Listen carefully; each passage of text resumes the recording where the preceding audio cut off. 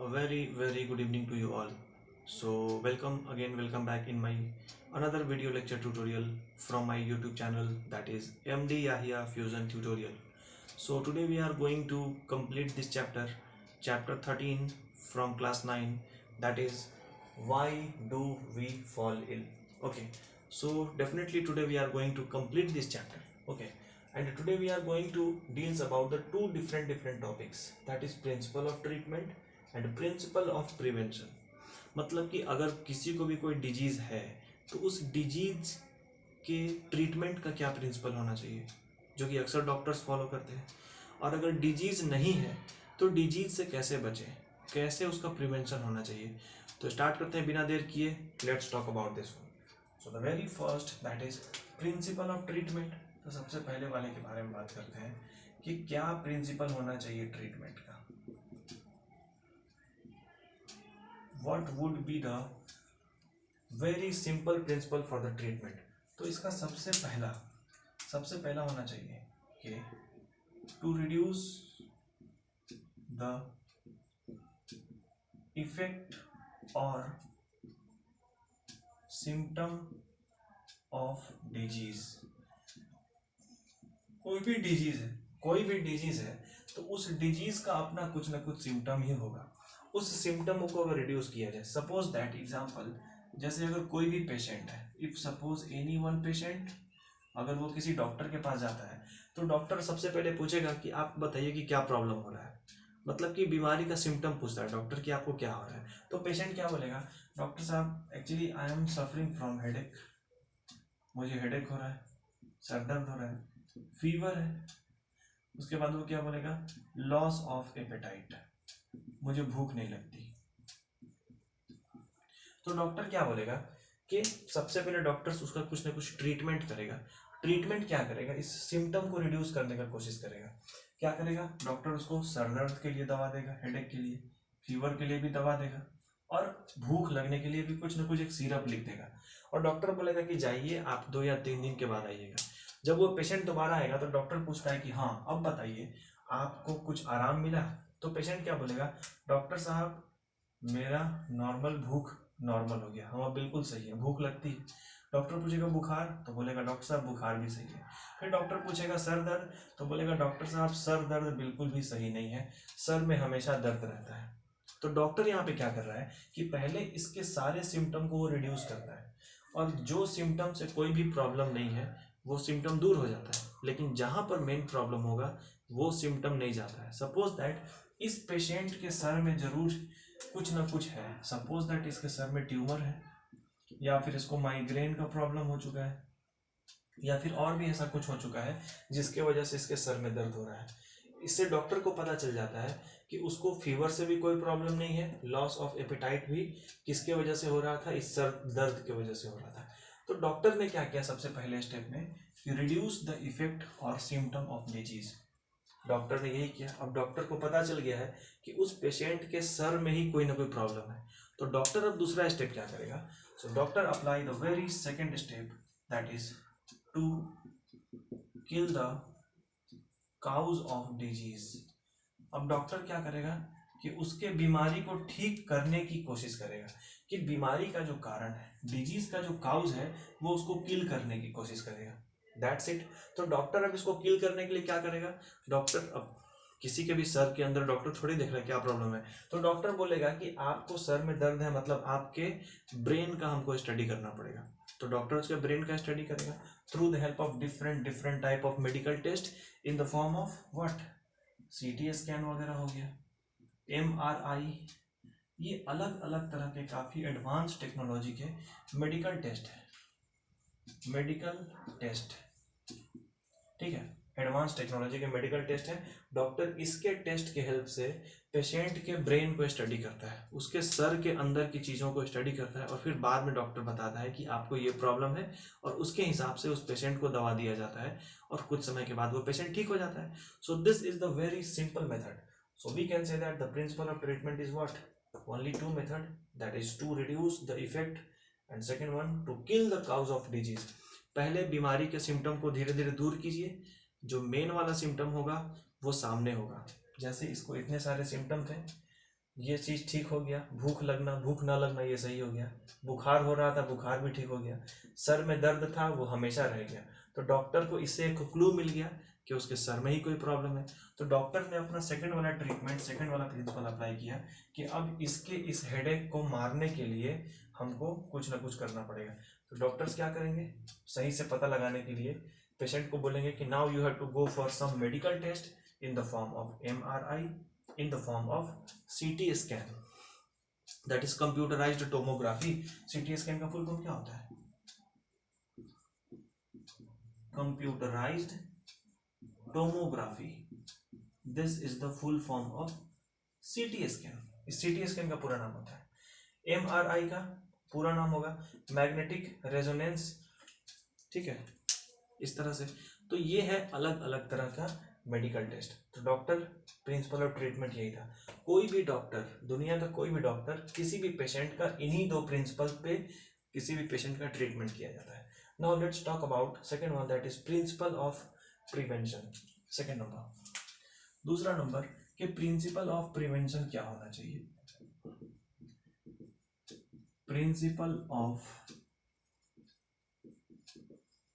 Prevention मतलब कि बीमारी से बचने के लिए कौन सा हमको प्रिंसिपल फॉलो करना चाहिए जिससे हम लोग बीमारी से बच सकते हैं, which is very very important.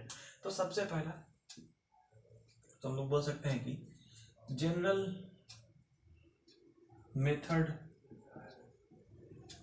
General method कि काफी जनरल मेथड में हम लोग क्या करते हैं, इसमें बहुत सारा चीज आता है। As for example, maintain public hygiene. Public hygiene को मेंटेन करके चलिए।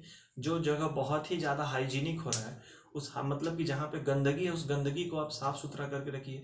जैसे जो पब्लिक टॉयलेट है, पब्लिक टॉयलेट से जो वाटर बाहर निकल रहा है, जो सीवेज वाटर है, उस वाटर को सही तरीके से एक ड्रेनेज सिस्टम होना चाहिए जो वहाँ से उस गंदे वाले पानी को लेकर के जा सके, ठीक है। तो हम लोग क्या कर सकते हैं कि पब्लिक हाइजीन को इस तरह से मेंटेन कर सकते हैं, ठीक है। दूसरा, पब्लिक हाइजीन तो मेंटेन हो ही गया।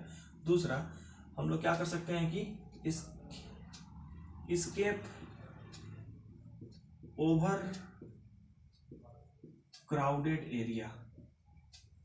जो एरिया बहुत ही ज़्यादा भीड़ भाड़ वाला एरिया है वहाँ से आप बच के रहिए, क्योंकि ये किसी को नहीं पता है कि भीड़ भाड़ वाले इलाके में कौन पर्सन कब स्नीजिंग करेगा, किसको कब कफिंग हो जाएगा। और कफिंग और स्नीजिंग के थ्रू जो वाटर ड्रॉपलेट्स माउथ से बाहर निकल रहा है वो उस भीड़ में फैल सकता है। तो हम लोग एस्केप ओवर क्राउडेड एरिया, जो भी ओवर क्राउडेड एरिया है वहाँ से हम लोग बचने की कोशिश करते हैं। It is very very important.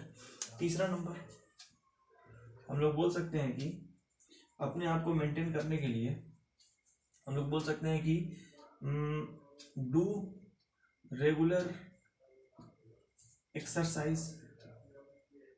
Regular exercise से क्या होगा, बॉडी का इम्यूनिटी काफ़ी स्ट्रांग हो जाता है। तो इस तरह के ये तीन काफ़ी कॉमन से मेथड हैं, जनरल मेथड हैं, जिनको हम लोग यूज़ करके बच सकते हैं। लेकिन कभी कभी ऐसा होता है कि हम लोग को बहुत स्पेसिफिक मेथड यूज़ करना पड़ता है, ठीक है। स्पेसिफिक मेथड यूज़ करने के लिए सेकंड नंबर पे क्या होगा, हम लोग बोल सकते हैं कि specific method. Specific method, specific method कहने का ये मतलब है कि जैसे मान लो कि कोई बैक्टीरियल डिजीज़ है, कोई वायरल डिजीज़ है, ठीक है। स्पेसिफिक मेथड में जैसे कोई बैक्टीरियल डिजीज़ हो गया, बैक्टीरियल डिजीज़ कुछ भी हो सकता है, कुछ भी हो सकता है बैक्टीरियल डिजीज़, ठीक है। एंथ्रैक्स, ट्यूबरक्यूलोसिस, ठीक है, टाइफॉइड, ठीक है। ये अलग अलग तरह के बैक्टीरियल डिजीज है। अगर किसी को बैक्टीरियल डिजीज हो रहा है तो उससे बचने के लिए उसका अलग से मेथड होगा, ठीक है। उसके बाद मान लो किसी को अगर वायरल डिजीज हो जाता है, वायरल डिजीज अगर किसी को हो रहा है, जैसे कि वायरल डिजीज क्या है, बहुत सारा, common cold, ads etcetera,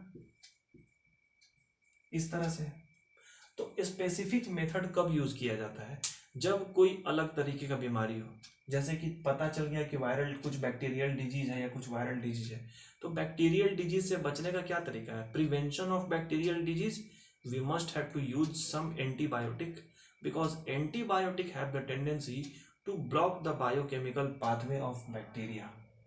antibiotic करता क्या है कि बैक्टीरिया के बायोकेमिकल पाथ को ब्लॉक कर देता है. बैक्टीरिया क्या करता है, अपने बॉडी के अंदर आने के बाद, suppose that this is bacteria, तो अपने बॉडी के अंदर आने के बाद क्या करेगा, ये अपने बॉडी के बाहर एक एक्स्ट्रा कवर का फॉर्मेशन करता है. This cover is called cell wall. ये कवर क्या कहलाता है, this cover are called what, this is cell wall. इसको हम लोग कहते हैं कि ये सेल वॉल है. और अगर बैक्टीरिया हमारे बॉडी के अंदर अगर सेल वॉल बना लेगा तो फिर हमारा इम्यून सिस्टम उस बैक्टीरिया को नहीं मार सकता है, because this cell wall is very very rigid in nature. ये काफ़ी रिजिड नेचर का होता है. तो इसको मारने के लिए हम लोग क्या करते हैं, हम लोग एक मेडिसिन का यूज़ करते हैं विच इज़ कॉल्ड एंटीबायोटिक. तो हम लोग क्या यूज़ करेंगे, यहाँ पे लिखता हूँ एंटीबायोटिक. एंटीबायोटिक का हम लोग यूज़ करेंगे. तो एंटीबायोटिक करता क्या है कि एंटीबायोटिक इसके इस सेल वॉल पे जाके अटैक कर देगा. ठीक है, ये एंटीबायोटिक इसके सेल वॉल को अटैक कर देगा और इसके सेल वॉल को तोड़ देता है. So antibiotic destroy the bacterial cell wall, and when the bacterial cell wall are destroyed then it is very easy to kill the bacteria, because our immune system is so strong. अपना immune system काफ़ी strong होता है, तो अपने body में जो भी antibodies बन रहा है वो इजीली फिर इस बैक्टीरिया को मार सकता है. तो ये बात पहले जानना पड़ेगा कि कौन सा डिजीज है, बैक्टीरियल डिजीज है या वायरल डिजीज है. तो इस वक्त हम लोग स्पेसिफिक मेथड का यूज़ कर सकते हैं. अगर किसी को बैक्टीरियल डिजीज है तो वो एंटीबायोटिक का यूज़ करेगा. But in case of any viral disease, when the person is really suffering from any type of viral disease, then definitely there will be very different type of pathway for killing the virus. Virus को मारने के लिए काफ़ी अलग type का हमारे पास में pathway होना चाहिए. जैसे कि वायरस को मारने के लिए क्या हो सकता है, अपना इम्यून सिस्टम वो भी कैसा, स्ट्रॉन्ग इम्यून सिस्टम. क्यों, क्योंकि जो वायरस है इस वायरस को मारने के लिए ये एंटीबायोटिक कभी काम नहीं करेगा. So antibiotic is not effected against this virus. Virus के खिलाफ ये इफेक्टेड नहीं होता है. तो हम लोग को जब भी कभी कॉमन कोल्ड होता है तो हम लोग अपने बॉडी के इम्यून सिस्टम की वजह से ठीक हो पाते हैं. तो इस इम्यून सिस्टम स्ट्रॉन्ग कब होगा, when our immune system will be strong through the help of very nutritious diet. तो हम लोग क्या करते हैं कि स्पेसिफिक मेथड में क्या आता है, हम लोग यहाँ पर न्यूट्रिशियस डाइट का यूज कर सकते हैं. तो हम लोग बोल सकते हैं कि use nutritious diet to strong our immunity. अगर अपना इम्यूनिटी अगर स्ट्रांग हो गया तो डेफिनेटली हम लोग वायरल डिजीज से लड़ सकते हैं. और बैक्टीरियल डिजीज से भी लड़ने के लिए हम लोगों को इम्यून सिस्टम काफ़ी स्ट्रांग होना चाहिए. क्यों, क्योंकि ये जो एंटीबायोटिक हम लोग जो खाते हैं इन द फॉर्म ऑफ मेडिसिन, ये सिर्फ इसके सेल वॉल को मारता है.